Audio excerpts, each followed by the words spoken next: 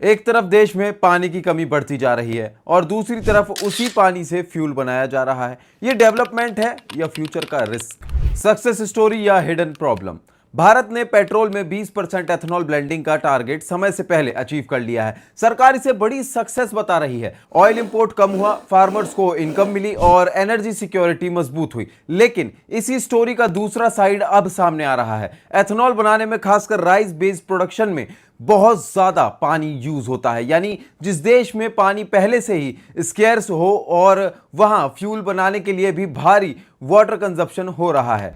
असली टेंशन क्या है? रिपोर्ट्स के मुताबिक 1 लीटर एथनॉल बनाने में हजारों लीटर वाटर लग सकता है, खासकर जब रॉ मटेरियल राइस हो। सवाल बड़ा है, अगर चावल की जगह मक्का या गन्ने से भी एथनॉल बनाया जाए तब भी वाटर यूजेज बहुत कम नहीं होता। मक्के से करीब 4600 लीटर और गन्ने से लगभग 3600 लीटर पानी प्रति लीटर एथनॉल बनाने में यूज हो सकता है। सरकार इसे ग्रीन फ्यूल मानती है, लेकिन कई एक्सपर्ट्स का मानना है कि यह मॉडल फ्यूचर में वाटर क्राइसिस को और बढ़ा सकता है, खासकर उन स्टेट्स में जहां पहले से ही पानी की भारी कमी है। अब सोचो, जब प्रोडक्शन स्केल पर हो रहा हो तो टोटल वाटर यूजेज कितना बड़ा होगा। India already water stress zone की तरफ बढ़ रहा है। कई स्टेट्स में ग्राउंड लेवल वाटर खत्म हो चुका है और कई जगह पर नीचे है। ऐसे में यह सवाल जरूरी हो जाता है कि क्या हम प्रायोरिटी सही चूज कर रहे हैं।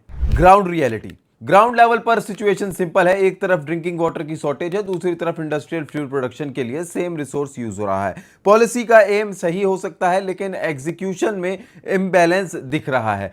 अब जब बेसिक नीड यानी वाटर ही प्रेशर में हो तो फ्यूल प्रोडक्शन का स्केल रिथिंक करना जरूरी हो जाता है। प्रॉब्लम एथनॉल नहीं, मेथड है। प्रॉब्लम एथनॉल नहीं, प्रॉब्लम उसका सोर्स है। राइस बेस्ड एथनॉल बहुत ज्यादा वाटर कंज्यूम करता है, लेकिन अल्टरनेटिव ऑप्शंस मौजूद हैं। क्रॉप वेस्ट, पराली, bamboo, algae, 2G ethanol technology, ये सभी ऑप्शंस कंपैरेटिवली कम वाटर यूज करते हैं और ज्यादा सस्टेनेबल होते हैं।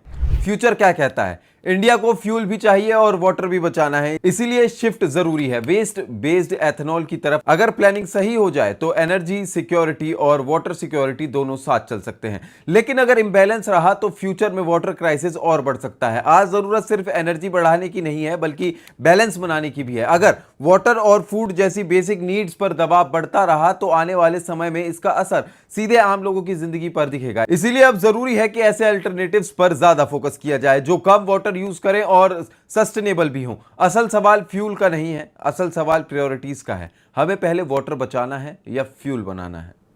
अपनी राय कमेंट में जरूर बताएं और ऐसी तमाम जानकारी के लिए बने रहिए स्ट्रेट मिरर के साथ।